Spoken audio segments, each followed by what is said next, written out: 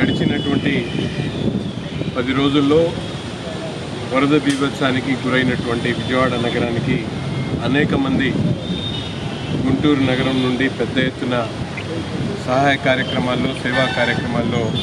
పాల్పంచుకుంటున్నటువంటి పరిస్థితులు. ఈరోజు అక్కడ పరిస్థితులను మరింత అవసరానికి ఏమేమి అవసరమో ఆలోచించి ఎంతో లోతుగా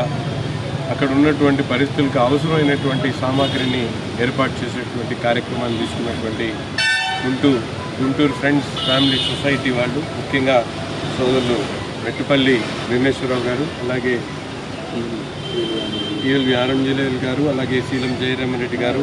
రంగారావు గారు, వెంకటరెడ్డి గారు, వీరాంజనేయులు గారు, అలాగే పెద్దలు గౌరీశంకర్ గారు, సీతారామాంజనేయులు గారు, అలాగే అనిల్ గారు, చిరంజీవి గారు, తదితరులు మురళీ గారు కలిసి పెద్ద ఎత్తున ఆలోచించి ఒక లుంగి, టవళ్ళు, చీర, అవసరమైనటువంటి చిరుతిళ్ళతో పాటు ముఖ్యంగా అనేక వస్తువులు కలిపి ఒక కిట్గా చేసి దాదాపు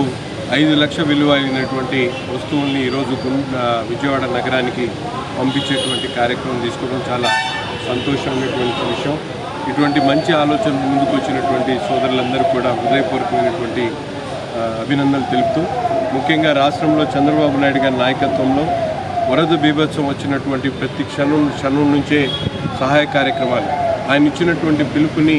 కేవలం రాజకీయ నాయకులు, ఆఫీసర్సే కాకుండా సొసైటీలో భాగమైనటువంటి ప్రతి ఒక్కరు కూడా పెద్ద హృదయంతో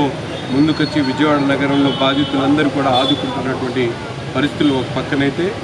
ఈరోజు ప్రతిపక్ష నాయకుడు హోదా కోల్పోయినటువంటి పులివెందుల శాసనసభ్యుడిగా ఎంతో దురదృష్టమైనటువంటి ఆలోచనలతో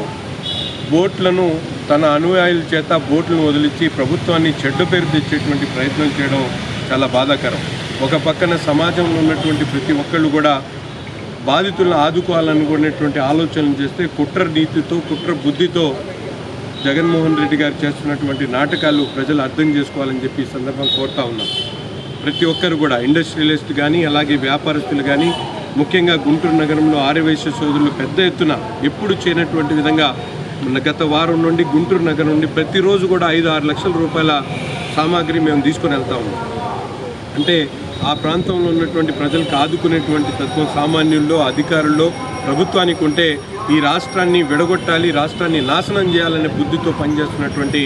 జగన్మోహన్ రెడ్డి గారిని రాజకీయాల నుంచి వెలుగొట్టాలని చెప్పి నేను ప్రజలందరినీ కూడా కోరుకుంటూ, ఇటువంటి మంచి కార్యక్రమాన్ని శ్రీకారం చుట్టినటువంటి ప్రతి ఒక్కరు కూడా పేరు పేరున హృదయపూర్వకమైనటువంటి అభినందనలు తెలుపుతూ, రాబోయేటువంటి రోజుల్లో కూడా ఎక్కడ ఎటువంటి విపత్తులు వచ్చినా కూడా తప్పకుండా చంద్రబాబు నాయుడు గారి నాయకత్వంలో ప్రతి ఒక్కరు కూడా ముందుకు సాగుతామని చెప్పి తెలియజేస్తారు.